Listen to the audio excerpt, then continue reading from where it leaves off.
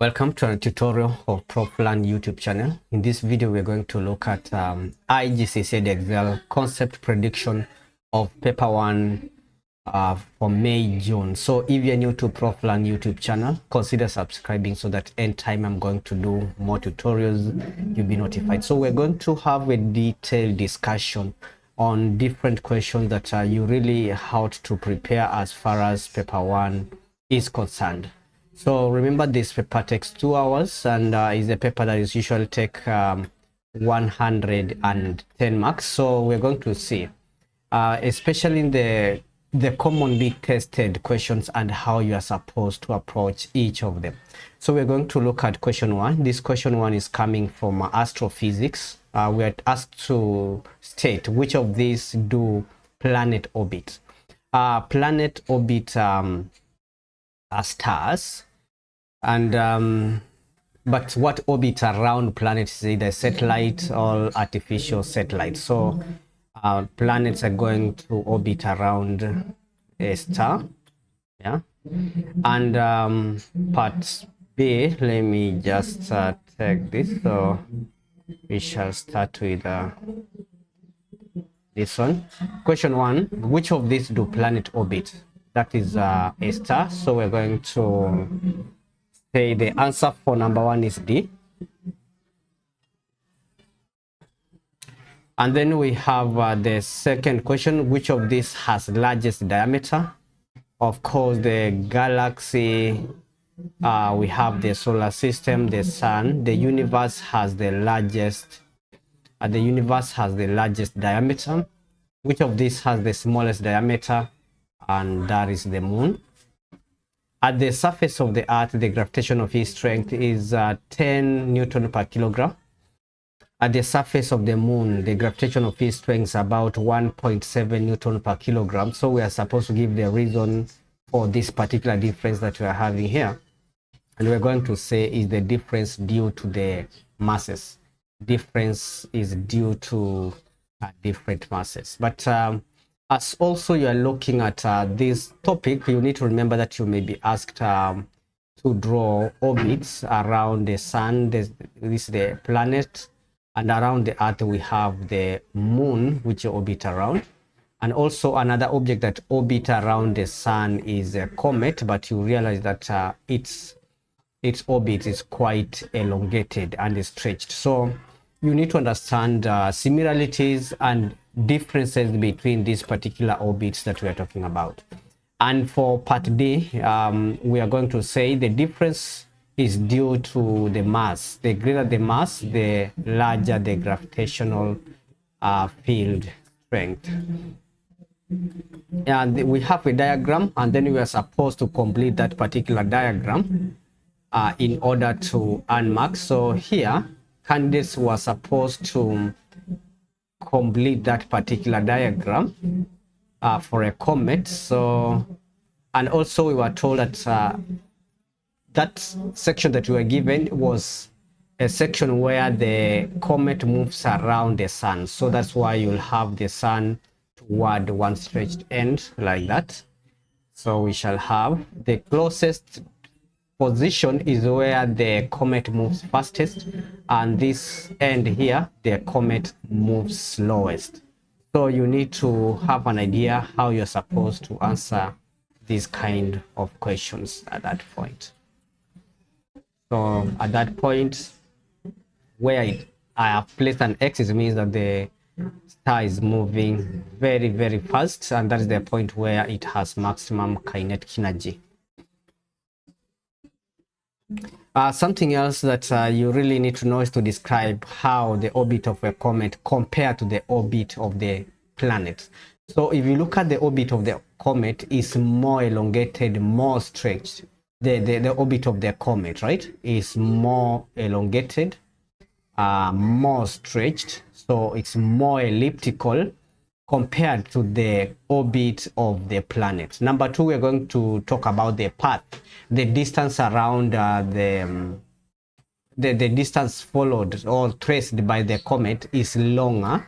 The path, on top of the orbital path of a comet is longer compared to the orbital path of a comet. Something else we are going to talk about is that the sun, the star or the sun is at the center of the orbit of a planet, but the sun is toward one stretched end of a comet. So the position of the sun also is going to bring about the differences that we're going to talk about this particular section. So you need to understand differences between orbit of the comet, orbit of planets, and also orbit of the moon, because some also questions can be asked on that area. So this is the orbit of a comet.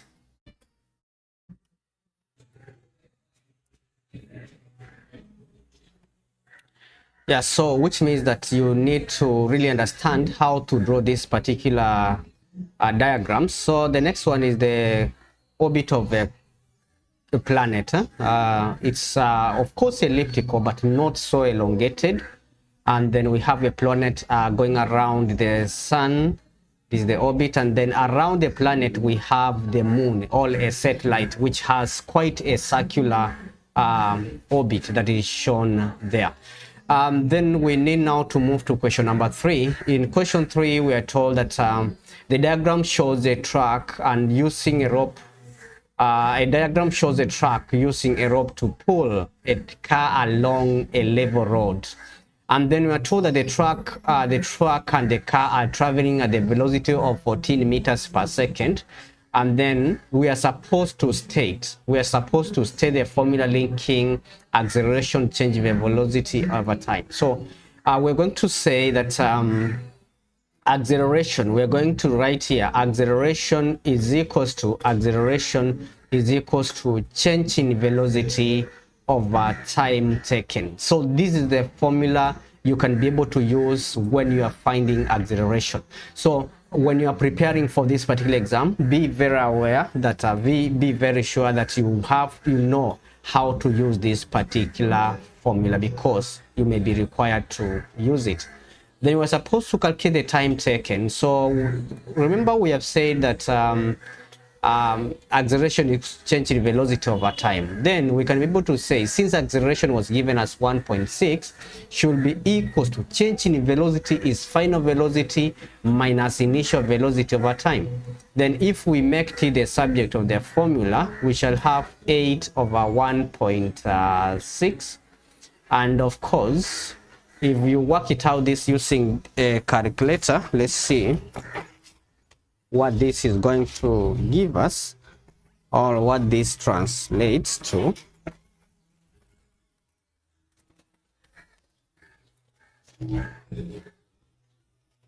See what that translates to.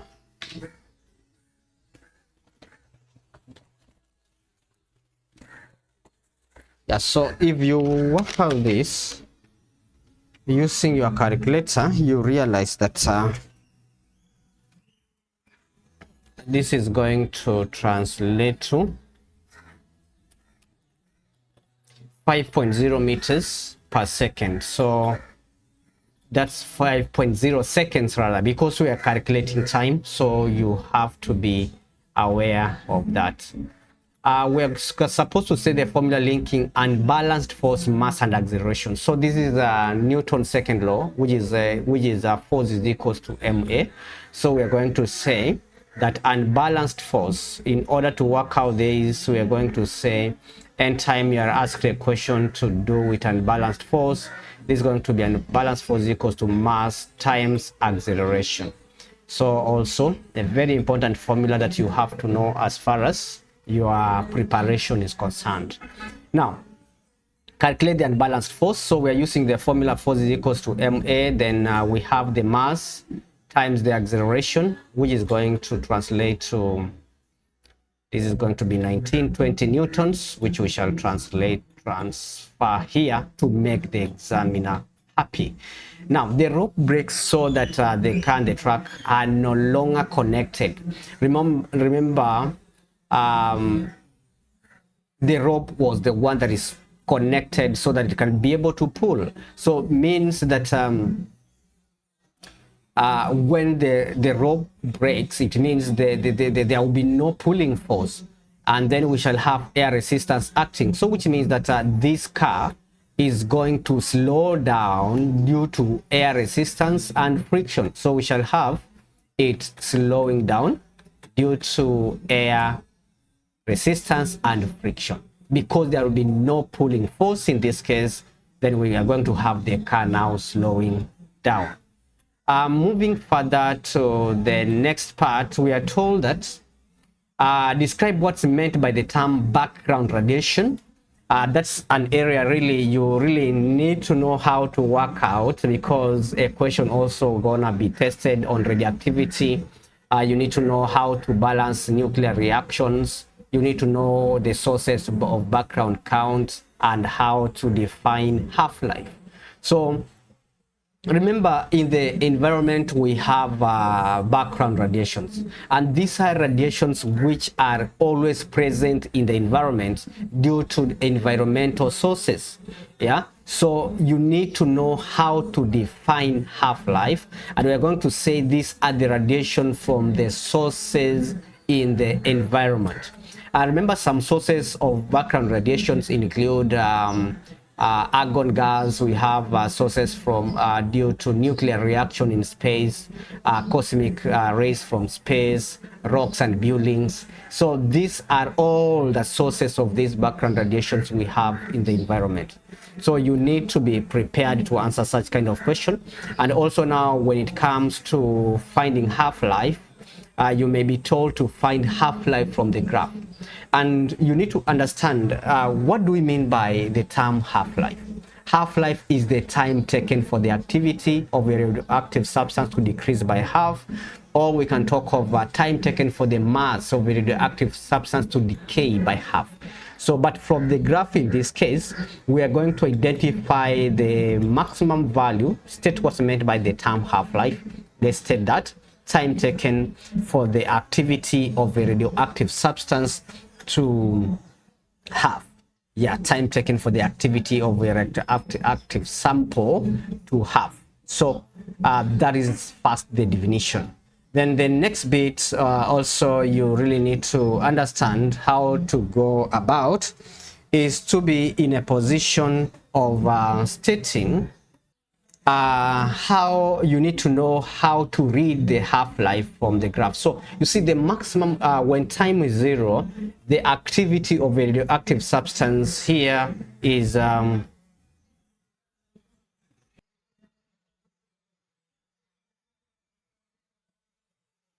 so meaning that after you've read the value at this point, we're going to identify that that's going to be 3.8, and that's basically the half-life that we are going to write there. Time taken for the activity of a radioactive substance to have is what we call half-life. And the next area is looking at completing nuclear reactions, and you can see we have uranium which decays to form radon, and plus 3 alpha particles. But we know that for alpha the mass number is 4 and atomic number is 2. Then since there are 3 of them, so it will be 3 times 2, that is 6. So meaning that for us to know what to write at random box there, it will be 92 minus 6. So this is going to be equivalent to 86. So that if you add 86 plus 6, you are going to get 92. Explain the hazard this can cause for human breathing radon 22. Remember, alpha particles have high ionization power. They are very, very ionizing, so meaning they can be able to cause the blood to ionize. And presence and exposure to alpha particles can also cause mutation.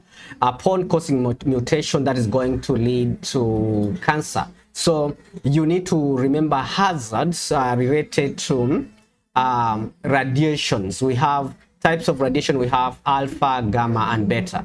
So you need to understand that they may cause irradiation and of internal organs. And alpha, being highly ionizing, is going also to cause cancer due to the mutation. Question 5, we are talking about average speed. You need to know how to calculate average speed. You need to know the formula for average speed, because also that is an area that you may be tested. So here candidates were asked to state what we mean by average speed, or the formula for average speed, and candidates were supposed to state that formula: distance traveled divided by the total time taken. And you are supposed to calculate distance traveled. Remember this formula that we have here, that average speed is distance over time. We can be able to rearrange it, distance over time, then speed is going to be distance, speed is distance over time, and then if we want to find distance, is speed times time. So meaning that we can be able to substitute the distance, the speed rather, times the time, which is 0.14, and if you work it out, you are going to get your answer being equivalent to 2.94 meters. So you need to know how to calculate average speed, and remember the definition for average speed is total distance traveled divided by the time taken. We need also to formula for force, mass, and acceleration. Already we have looked into that, but if you are asked to find acceleration when you're given the force and the mass, then you can be able to say force is equals acceleration is equals to force over mass. Definitely that's going to be 7,600 divided by the mass, which was 1,200 kgs, which is going to be translating to what? If you work it out, can you just use your calculator and check what this going to give us? If you work it out, you're going to get 7,600 divided by 1,200. If you work it out, you'll get 6.3. Yeah, so this is going to be 6.3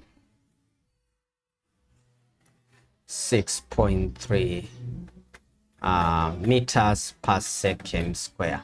Why negative?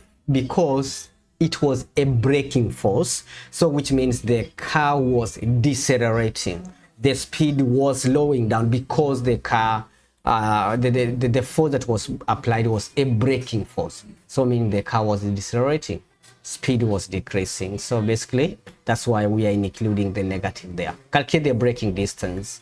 That's another formula that you need to know. V squared is equal to U squared plus 2AS. This formula for equations of motion is a formula you have to know how to use, and that is final velocity squared is equal to initial velocity squared plus 2 times acceleration times distance or displacement. So this formula for IGCSE Edexcel, you are tested how to use it. So you have to look at this as if your life depends on it, because there will be a question on this formula. Then we are going to say reduced from 21 to 0. So final is 0, initial was 21, minus, because this car is decelerating, so we are going to say acceleration is negative. So we have the negative there, and then we shall make S the subject trying to solve for S. We shall say that this is 12.6 S is equals to 21 squared divided by 12.6 divided by 12.6. So this is going to translate to what? Translates to 35 meters. 35 meters is the displacement.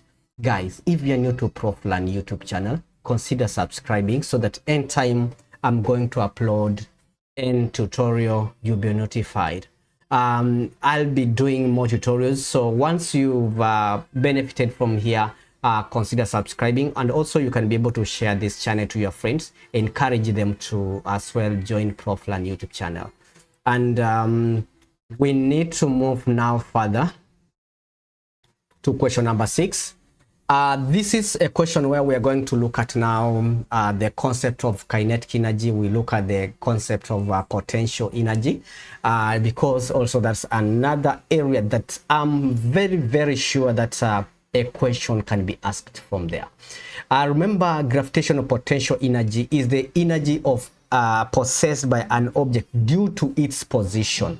So if you raise an object up from the ground, it's going to have potential energy, and potential energy is going to be calculated from the formula mgh. And also that object, if you release it from that position you are holding it, the gravitational potential energy will be converted to the kinetic energy. So the object will start moving towards the ground, and now the object will be having kinetic energy. Kinetic energy is energy possessed by an object due to its motion, which is going to be a half times mass times velocity squared. So you need to understand that there is a law of conservation of energy that states energy can be converted from one form to another, right? And looking at this, we have a bird here. This bird is holding an object. So at that particular level, we can be able to see the object is having what we call gravitational potential energy. So which means that if the bird releases that object is going to move and hit the ground. Yeah, so which means that anytime you are going to be given a question, remember you can be able to use the law of conservation of energy, and the energy the object will be having as kinetic will be equivalent to the potential energy that was there. So let's look at the question and see what it's asking us to state. State the formula linking gravitational potential energy. If you are asked to state the formula linking gravitational potential energy, mass, and gravitational field strength, we're going to say GPE is equals to mgh, mass times gravitational field times the height from the ground. So this is going to be mass, yeah, right here, mass times gravity times the height. Show that the gravitational potential energy is approximately 0.2. So we're going to substitute the values, and the mass, which was 0.009, and then we're going to say this is going to be mgh is going to be GPE is going to be this height, and then the mass is 0.029. If you substitute there, we are going to have times 10, that's gravitational field strength, times 6.1, which was the height of from the ground. If you work it out, you're going to get your answer being approximately 0.1769. And if you write it correct to one significant figure, that's going to translate to 0.2 joules. So that is the gravitational potential energy. So meaning that when the object is going to fall, the gravitational energy is going to be converted to kinetic energy. And that's going to be that. So meaning that we can say here also is 0.2 kinetic energy, KE, because it's gravitational potential energy which is converted to kinetic energy. Calculate the speed of the nut just before it hits the ground. So which means that since we know that gravitational is equals to potential, therefore kinetic energy is equal, gravitational potential energy is equal to kinetic energy. So it will mean that kinetic energy is going to be 0.2. So we can substitute it here and use the formula of mv squared, trying to make v the subject. Then that is going to become what? I can find the square root both sides here, find the square root both sides. And if I crunch this into the calculator, I'm going to get my answer being equivalent to around 11. Yeah, so yeah, that's 11.7 meters per second. So that's the kinetic energy with which is going to hit the ground. But something I need to mention here, they may ask you a question. Why is it that the kinetic energy with which it's going to hit the ground will, or the speed at which it's going to hit the ground will be less than the value you have calculated? They may ask you a question like that. What do you think you are going to respond? What will be your response in that particular question? In the event they ask you, give a reason as to why the speed at which it hits the ground is less than the calculated value. So you need to realize that when this object is going to move towards the ground, there will be air resistance, which is going to slow the object. Also, as the object's moving through the air resistance, as it's moving through the air, is going to go against air resistance. So meaning that some of the potential energy will be lost in form of what? Heat. Yeah, so for that reason, if a question is asked like that, I believe you'll be in a position to answer it. But part B, students were not asked that. They were asked the energy required to break the nut is approximately 0.3, but the energy that was being supplied as it hit the ground is 0.2. So suggest why the height at the height the bird has to throw it rather. So if the bird is going to throw, it means the nut is going to hit the ground at a greater speed, and it's going to hit the ground at a greater amount of energy. So we are going to say the bird has to throw, so that is going to hit the ground at a greater amount of energy. This is because by throwing will increase the energy. By throwing it will increase the energy, because already we have realized that if it drops, the energy will be 0.2, but for you to break this, you need 0.3. So meaning the bird has to throw it, so that is the energy at which it's going to hit the ground is going to be a little bit higher, right?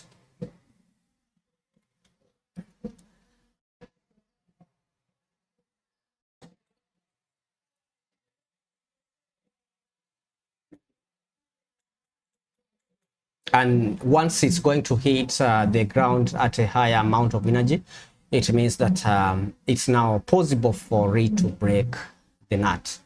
Let's proceed to the next part. We have a concept to do with the topic of electromagnetic waves. And of course, you're going to realize that you may be asked question to do with X-rays, and in that way you're going to, so you're supposed to state the property that all the electromagnetic waves have in common. Number one, all these waves are transverse in nature. All these waves, they transfer energy, and you need also to remember that all the electromagnetic waves travel at the speed of light. Yeah, and those are common properties. But if you're going to be asked about differences, you are going to talk about difference in terms of frequency, because some transverse waves have high frequency, others have low frequency, and that frequency is the one that refers to variation in the amount of energy they have. So common properties, we're going to say they all travel at the same speed, and the speed we're talking about is the speed of light, which is 3 times 10 raised to power 8 meters per second. Harmful effect of electromagnetic waves, we can talk of the burning effect of infrared radiations. We can talk of skin burns of UV rays. We can talk of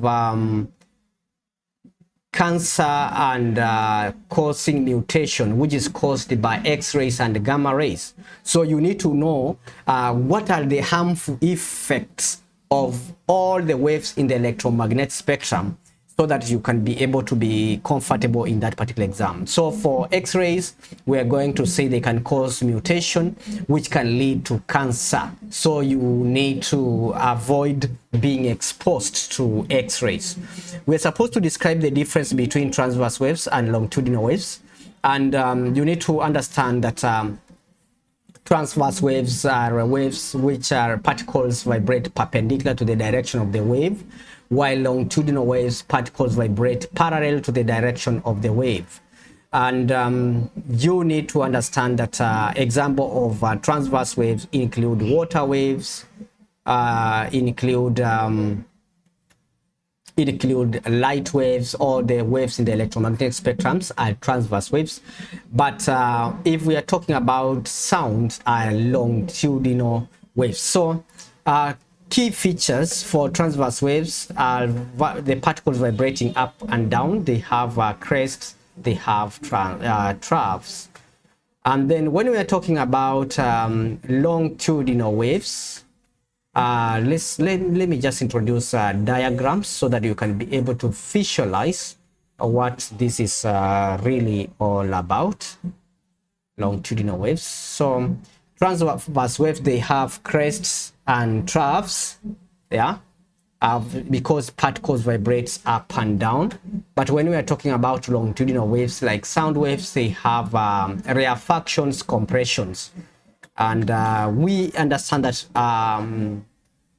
compressions are regions of high pressure, rarefactions are regions of low pressure. So you really ought to understand that. Another area that you need to understand is about density of materials. And there was a question here where students were asked to describe how to find the mass and volume of an irregular shaped object like a patella here.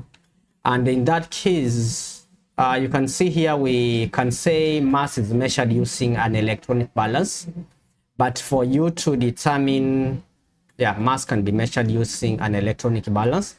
But for you to determine the volume is going to be determined using displacement method, whereby we're going to have a Eureka can, and then we are going to have a measuring cylinder to measure the mass. So let me just draw the diagram to represent that so that you can be able to see how can we be able to measure the volume of an irregular shaped object. Below the spout, we are going to place a measuring cylinder, which is going to measure the volume of the water that is going to be displaced after inserting the patella into the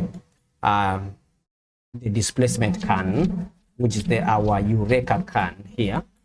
So, all right, this is the measuring cylinder to measure the volume of the displaced water we have here. Then we can be able to say, fill the displacement can to overflow, and then place the patella gently into the displacement can or the Eureka can. Then we're going to now measure the volume of the displaced water. And then the volume of the displaced water is going to be the volume of that patella. Okay. Moving further to the next bit here, we're going to see how do you calculate now density. Remember, density of an object is mass divided by the volume of the object. And in that case, the mass was 17 grams and the volume was 13 centimeter cubic. So meaning that we are going to get our volume being 1.3 grams per centimeter cubic.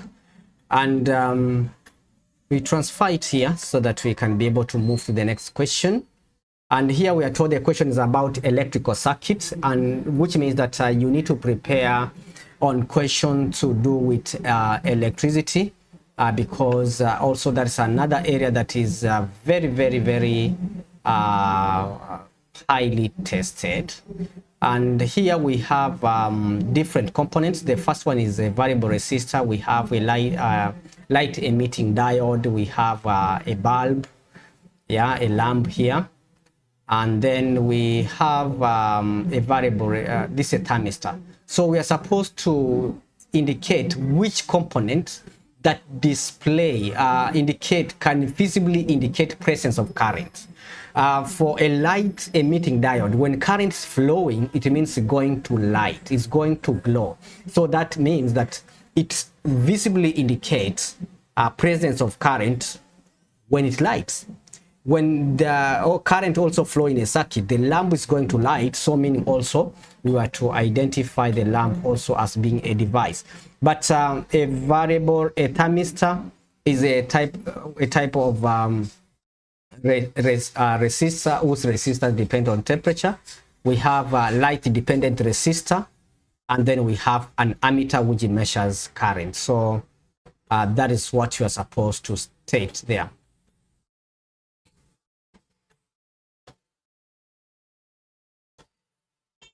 Right, so the diagram shows the resistance of component X, and we can see resistance of this component decreases as temperature increases, and this component X must be a thermistor. The thermistor is the only device whose resistance decreases or changes as temperature increases. So this is a thermistor here. Using the graph, determine the resistance of component X when temperature is 50 degrees Celsius. So meaning we are going to go on the graph and check where do we have temperature 50. It's at this particular point. Then you read across here. You check what the resistance is, and which is around 80 ohms. So we can be able to say this is 80 ohms. So, and then we are told the cell in the diagram has a voltage of 9.0 volts.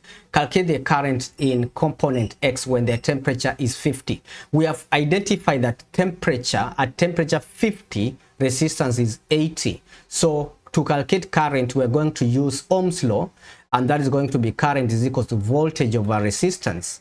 And the voltage is 9 and the resistance is 80, so that if you just now substitute in the formula, we're going to get 0.11 amperes, which is the unit for current.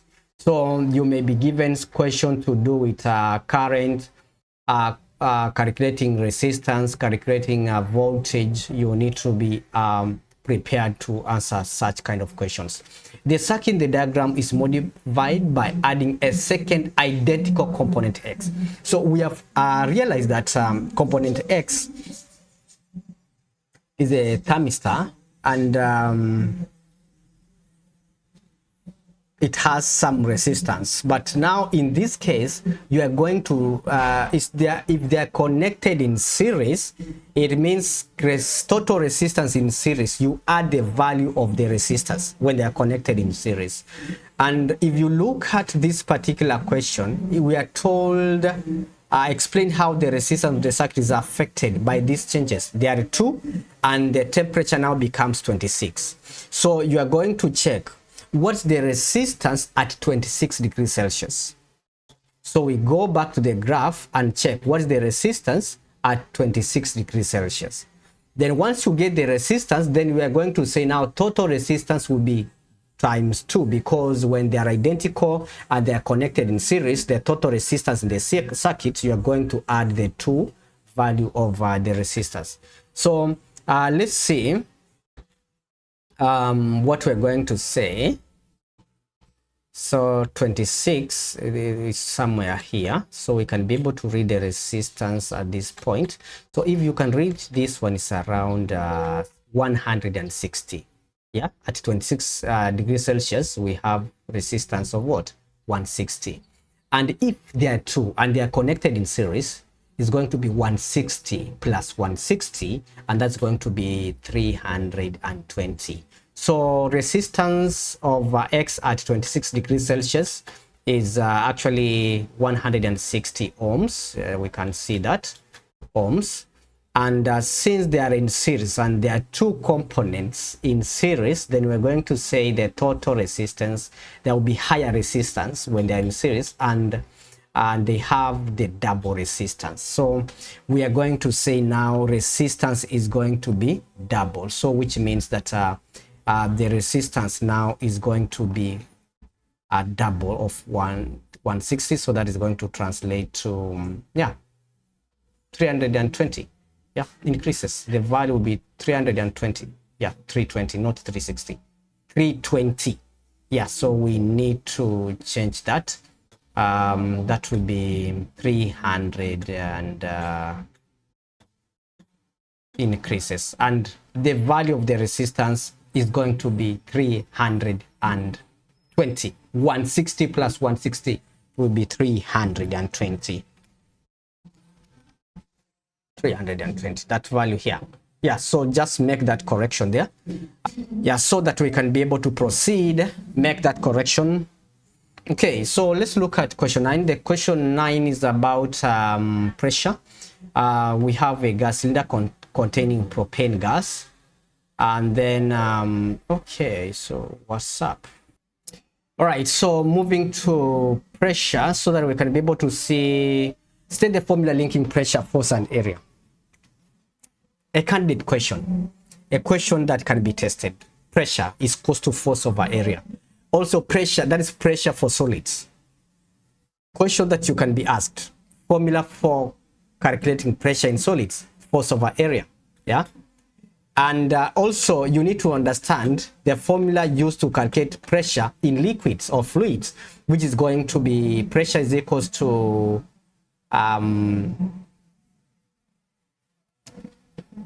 pressure is going to H rho G, height times density times gravity for liquids. Height times density times gravity when you're talking about fluids. But when talking about solids, force over area. So let's see, you're told the cylinder has internal surface area of 1.13. Calculate the force exerted. Force exerted, yet you are told the pressure is 1.03 times 10 raised to the power 6. It's given above the formula here. So we are going to say force is pressure times area. Rearranging the formula for pressure, force over area, becomes force is equal to pressure times area. And if you work this out, you are going to realize that this is going to be 1.16 times 10 raised to the power 6 newtons as the force exerted. Yeah. Explain why pressure exerted by propane gas acts equally in all directions. So remember, first you may be asked a question: how do gases exert pressure? In such kind of a scenario, you need to talk about the random nature of particles. They move randomly. As they move randomly, they collide with the walls of the container, exerting a force. And force exerted per unit area is pressure. That is a question when you are asked, how do gases exert pressure? You said gases move randomly, and as they move randomly, they collide with the walls of the container. As they collide, they exert force, and force exerted per unit area is pressure. But now in this question, you are being asked, explain why pressure exerted by propane gas acts equally in all directions. Quite a very unique question that I've seen for years in IGCSE. So in this case, we're going to use the same approach, and we're going to say gas particles move randomly. They move randomly and they collide with the walls of the cylinder, yeah, of the container. And as they move, they exert a force. And force exerted per unit area is pressure. But we need now to change the direction, say the force per unit area is same in all sides. The force exerted per unit area is same in all sides, because the particle keep on colliding with this part, colliding this part. So you find that it's kind of dancing and hitting different sections of the cylinder, randomly moving all direction, exerting equal force in all sides. So meaning that it's going to exert same pressure in all directions. So another area that I need to mention before I move to the next part, they may ask you, if temperature increases, how does it affect pressure? So that you'll be prepared for all possible questions. Remember, if the temperature of the cylinder increases, it's going to increase the kinetic energy of the particles. So meaning there will be more collisions per unit area, and that's going to increase pressure. But if the cylinder is moved to a cooler room, it remains temperature is lower and the kinetic energy of the particles will decrease, and that is going to lower the kinetic energy of the particles, and that will be resulting to a decrease in pressure. Now, as you cool the gas, pressure keeps on decreasing until there's a point where pressure of the gas is going to be zero, and that is going to be absolute zero temperature, which is approximately negative 273. This is the point where the gas is believed to have zero kinetic energy. And this is theoretical because by the time the gas reaches this temperature, it has liquefied, it has become a gas. Describe how the graph can be used to show that there is a minimum value of temperature known as absolute zero. You do that by extrapolating, extending the line towards the negative side, and that is exactly what I've done here. And in the process of answering this question, the candidate was supposed to say extend or extrapolate the line to the until it meets the backwards. You just extend it backwards so that you can be able to meet the x-axis, and that's going to be our absolute zero temperature. So if you are asked to state what do we mean by absolute zero temperature, you can say, yeah, dear examiner, absolute zero temperature is the temperature at which the kinetic energy of a gas is zero. That's the temperature at which the gas is believed to have zero pressure, is believed, so that you can be able to earn that mark. Guys, if you are new to ProfLearn YouTube channel, consider subscribing so that anytime we're going to do more tutorials, you'll be notified. So make sure you know how to answer this question so that when you're going to do these exams, you'll be enjoying, you'll be answering the question confidently, and you get your grade. To avoid crying, make sure you take seriously what we're doing here as if your life depends on it.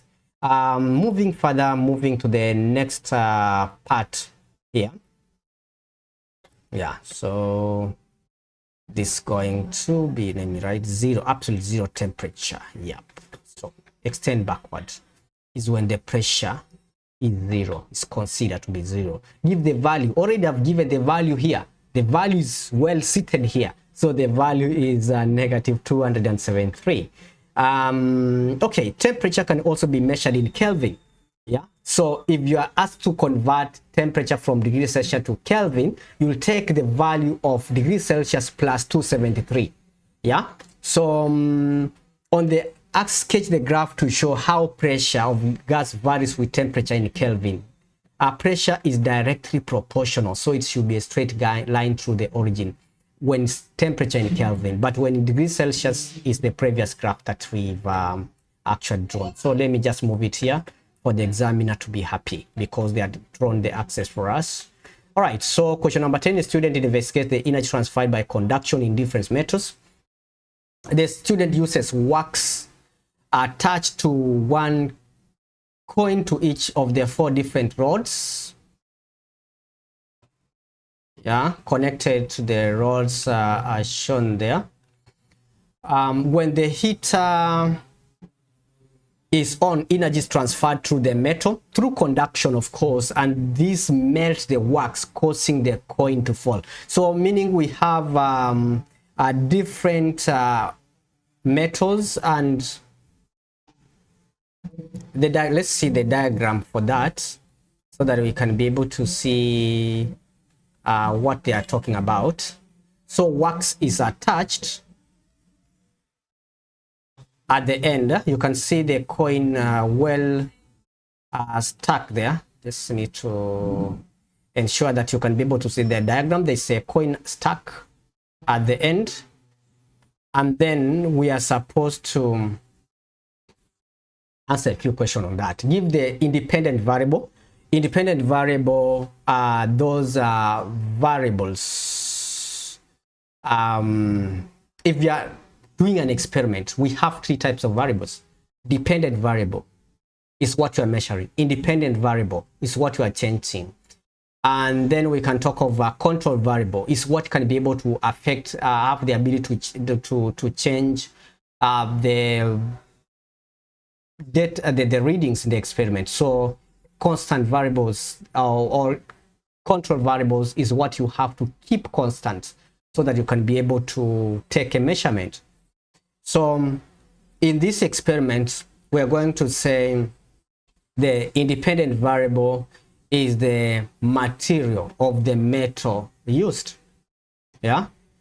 Dependent variable is the time taken for the coin to fall, yeah, or to drop, for the coin to fall off or to drop, right? To improve the validity of the experiment, the student has to do some repeat. Yeah, the student need to do some repeat to make it the experiment to be valid.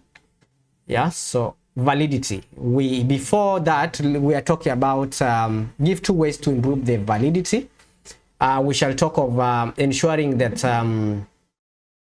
the rod have the same length. We have also to ensure that the rods have the same thickness. Yeah, because if you are using a rod of a longer length or a larger thickness, you are going to affect the rate at which temperature is going to be transmitted. But when we are talking about also we can include the same mass of wax.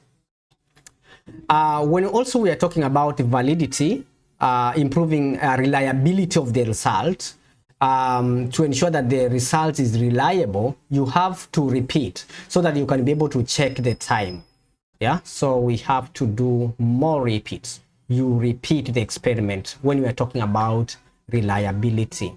We have the table, and then we are supposed to plot the graphs here. You can see we have time and then the type of material. Then we need to write this, and we write it on the vertical axis. I need to move it here, and on the x-axis we shall have the material, and then we're going now to draw a bar chart. So based on the information that is on the table, this is 180, so we're going to have a good scale to ensure that all the data can be accommodated. So we're going to start with iron around 180 somewhere here. Then we shall check for steel is 230 is higher, so we're going to go steel 230 somewhere there. Okay, for steel somewhere here. And then we have this one. This is 106. Then we have lastly we have iron 90. So just iron, steel, then we have aluminum, then we have copper. So those are the bars for the bar chart, and ensure you plot your values properly, and shading will make it look nice and separating or look differentiating between different materials. Okay, you may be asked, state why the bar chart is the better choice than a line graph. This is discrete data. If it was continuous data, we were to use a line graph, but this is discrete data, so we're going to use a bar chart. So that is also a very commonly asked question. We're going to use look at magnetism. We need to understand different definition of magnetic materials. You need to understand different types of magnetic materials. So you need to understand what we mean by non-magnetic materials, which are materials which cannot be attracted by magnets, so that if a question comes, you understand how to answer it. Uniform magnetic fields also are obtained when you have opposite poles of bar magnets placed close to each other. So that is exactly what we are supposed to identify here to draw the uniform magnetic field, north and south pole, and they will be equally distributed. The fields are usually acting from the north pole toward the south pole. Magnetic materials are materials which are attracted by magnets. Also, you need to know examples. Electromagnets also are magnets which are created, magnets which are created due to the flow of electric currents. In this question, there is an iron block. Remember, iron is a soft magnetic material, so when you place it next to a magnet to be attracted. So the student states a student takes a strong magnet away from the iron block. So if you remove a magnet from an iron block, it loses magnetism because it's a soft magnetic material. Yeah, so materials like steel, they are hard magnetic materials, meaning they retain their magnetism for a long period of time, right? So you need to be aware of a question to do with hard magnetic materials such as steel, which are used to make permanent magnets, and soft magnetic materials which are used to make temporary magnets. Describe an experiment to determine the refractive index. This is also another area that can be highly tested, and here we can be able to use a glass block where we are going to direct a ray of light from a ray box, and then we are going to observe how light is going to bend as it's going to pass through the glass block. So once you've identified that, you need also to measure angle of incidence and angle of refraction using a protractor, and then you are going to have different set of angles of refraction and incidence. Then you can now plot a graph of sine I against sine R, and from there we can be able to get the refractive index by finding the gradient of the graph.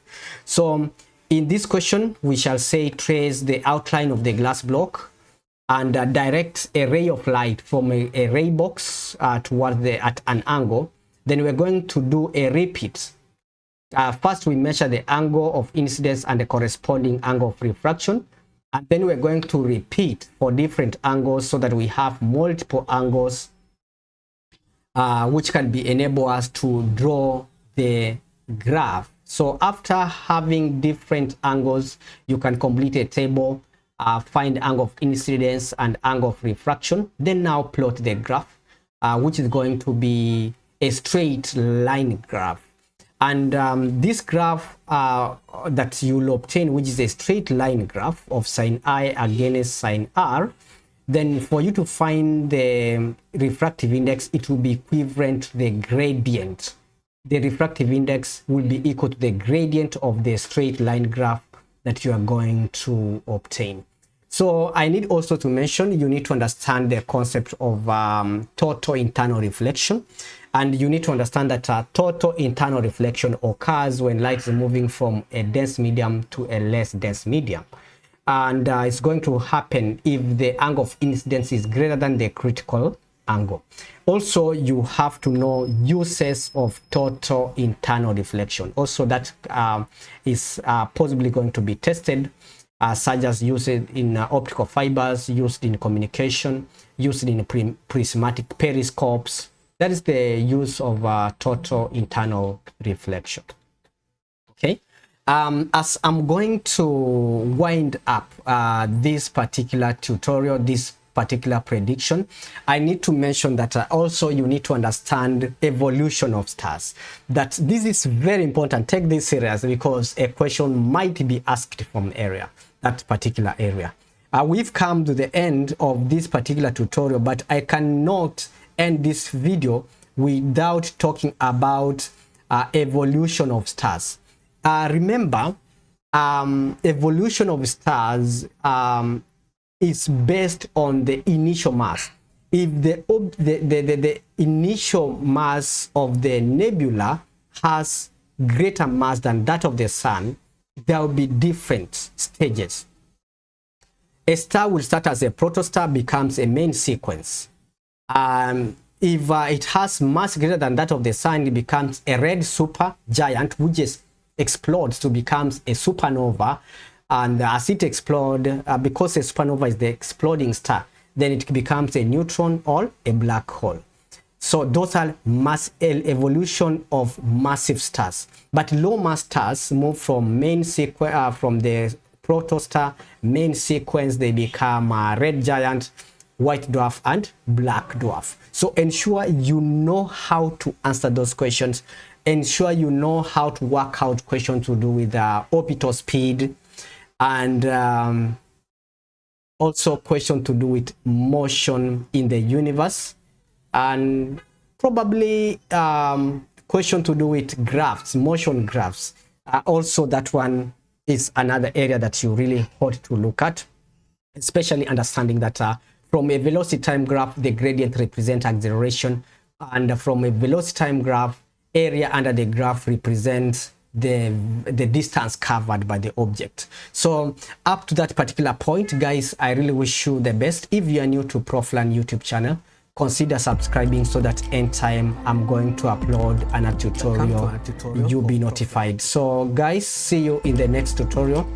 All the best in this particular coming exam. And if at all you have benefited from this particular tutorial, consider sharing ProfLearn YouTube channel to your friends so that also they can be able to benefit from here.